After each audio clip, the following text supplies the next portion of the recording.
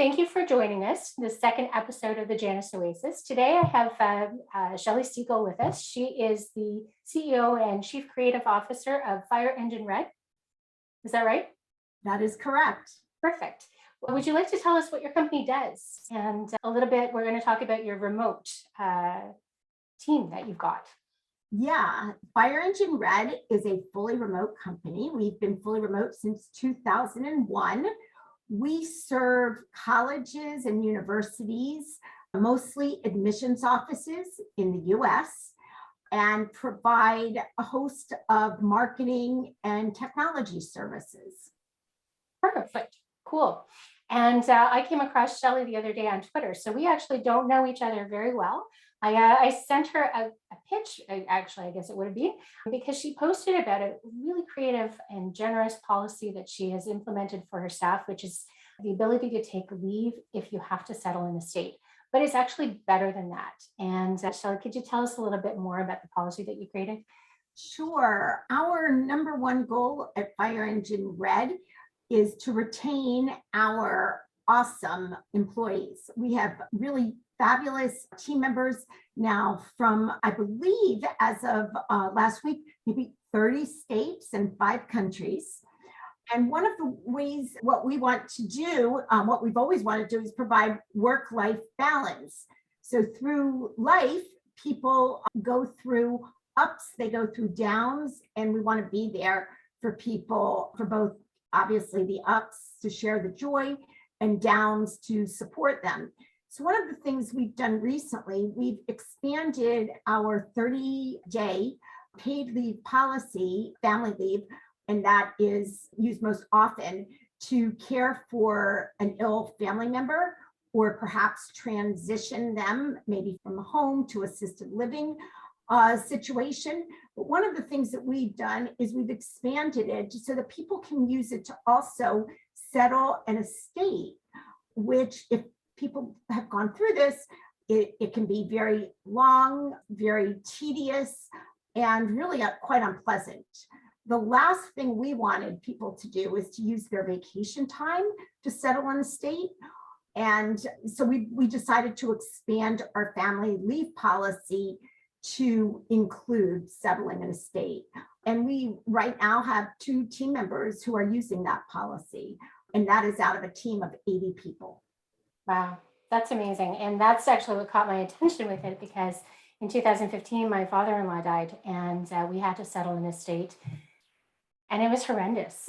We had family members in multiple different provinces, and just being able to manage the dual executor duties and be able to do all that negotiation, not to mention deal with all the lawyers, it took a long time and it was traumatic. So that's why the policy caught my attention, because I'm like, you know what, that's a way that you could really benefit an employee through a really difficult time and make it a better experience overall.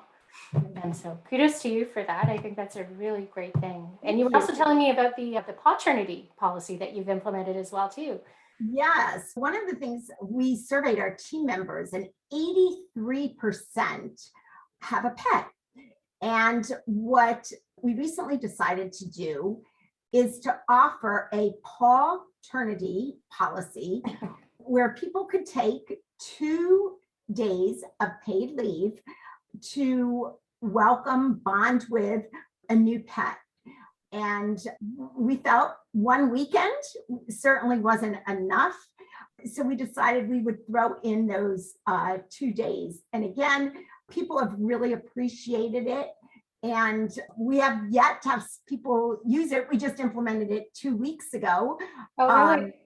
But I was really inspired to do this because I recently brought home a toy poodle, and I saw firsthand that 1 weekend is not enough to get acclimated. So this was my way of giving back to our team, who actually, many of them served as coaches to help me get through certainly the first month. Oh, that's excellent. That's excellent. Yeah, no, I have a golden doodle. He's definitely larger than your poodle. He's 97 pounds now, but when I got him 6 years ago, I took a week off. So yeah, no, I fully agree with you. And I started to read about that. It's common that people will take a week off at least to, especially that first week. It can be pretty rough for people. Yeah. And that sometimes it's just circumstances too, because like we have a tall deck at the back. I've got 2 flights of stairs down to the bottom. So he was actually too small. He couldn't even get down the stairs. I had to carry him out every single time and he had to go out. Yeah, no, it was just really circumstances. And like my dad was older, like we just didn't have that support. It was either me or it wasn't nobody. And how does that work? No, I think that's an incredibly generous policy. And I was reading your careers page and I was just thinking that the way you run your business is just so heart-centered and really focused on the employees and how you can benefit your employees. So then eventually your clients benefit because your employees are so happy. What's your retention rate right now? It's in the 90s. Yes. So we're in the 90s and we have a fabulous team. We have many people. Again, my company's just celebrated our 20th anniversary. We have plenty of people who have been with me for 10 to 15 years. And the first 5 years, we really didn't hire anyone. It's great. And I really feel so blessed. And I want people to feel valued. I want them to stay with us. And as you said, ultimately, that benefits our clients, all of that know-how. And most of all, just the opportunity to work with happy people who enjoy what they do. Yeah, absolutely. And do you co-create? Like when you create these policies, are you getting input from your staff member and you're co-creating? I surveyed, in fact, recently I surveyed people on how we could be a better company. Oh, nice. So I do get ideas all the time. Some is through life experiences. Quite frankly, it's just seeing what some of my team members have gone through. Again, in a particular case, when someone's mother who lived in North Carolina became very ill, he and his family lived in Minnesota. The constant flying back and forth, how difficult that was, and also now settling her estate. As you said yourself, oftentimes it can involve travel. You've got to be there in person. It's not something you can do remotely. So again, this is a really tough time for people. And I realized we needed to step up. Also, we had a year where one of our team members lost 3 members of the family, all of whom she was very close to. And taking, although in one case it was her father, in other cases it was an aunt and uncle, but there were many responsibilities that she had. And again, how do we support people in situations like that? So some of it I may be reading and I might see something I like. Oftentimes it's coming from team members' life experiences or team members' ideas. But we always want to get better. We never, ever want to do something because we need to by law. We want to get out ahead of it. Yeah, you're creating policy that's not limited by the legislation. And it's such an excellent way to really stand out from competitors, but really just creating an environment that you yourself want to work in because everybody knows that they're valued so much. And it's great that you mentioned aunt and uncle because I remember a previous company I worked at, I had a boss actually, and she had an uncle that she was really close to, and she was distraught. They only gave her 2 days off. One thing that's important, I believe, for companies is not to define family, for your employees to define family. So they may have a relationship with perhaps an aunt or an uncle where they, in some cases, may have been closer to than their parents. So what we do when we have policies where it encompasses family, wherever we say family, we tell our team members it's their definition of family, not our company's definition. That is amazing. That is so forward thinking.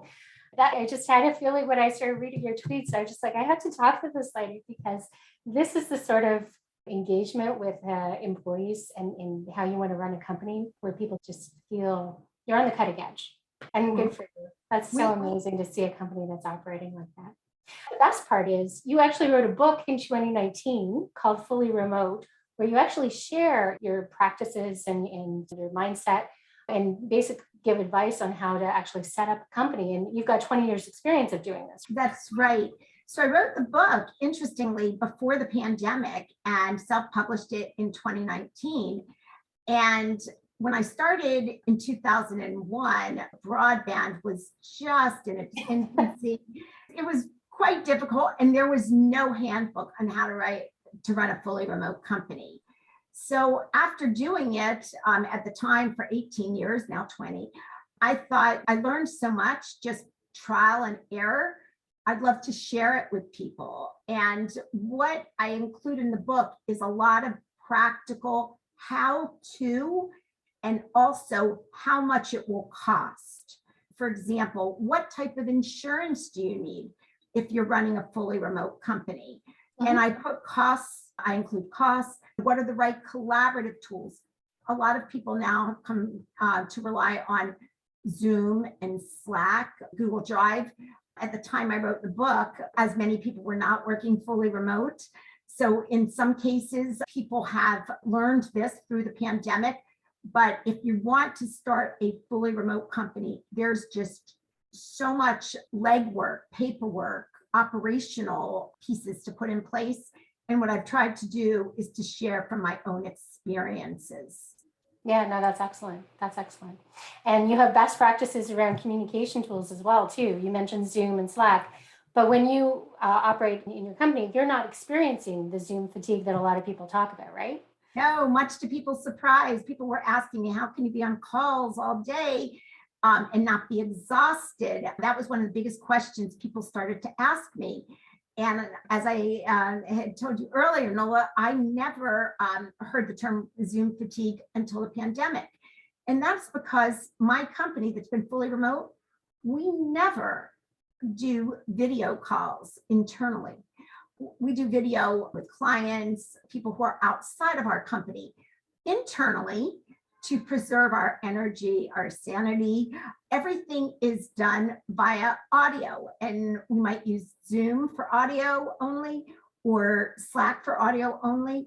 But my team loves it this way. And it's really how we, as I say, maintain our energy level, keep it high, and our sanity.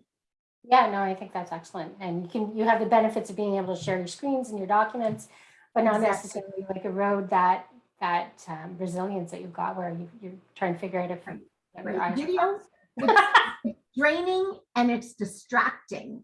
And when we are working together, we're really focused. Oftentimes we're editing a document, we're reviewing things, and it just works so much better for us.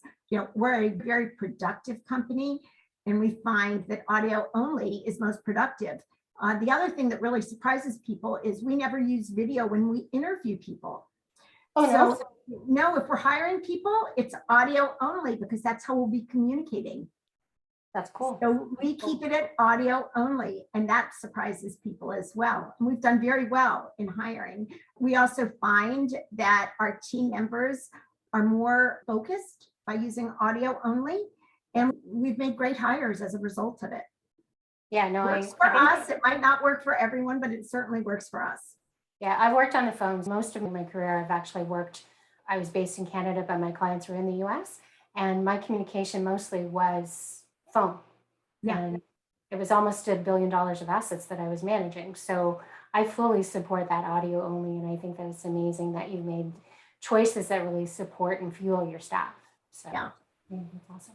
In terms of your book, I'm assuming it's available on Amazon, Kindle. Is it exactly. Did you do an Audible or not yet? No, it's softback, or I said paperback, Kindle, and a hardback. Yes, it's on Amazon. Again, it's fully remote. How to lead, manage, start a fully remote company. Okay, perfect. I will put that, I can link that in the show notes so people know how to find you. I'll put in your website and your Twitter. I didn't see you on LinkedIn. Oh, I am on LinkedIn. You are? Okay. I will have to look for that. We'll put that in the show notes too. So. Great.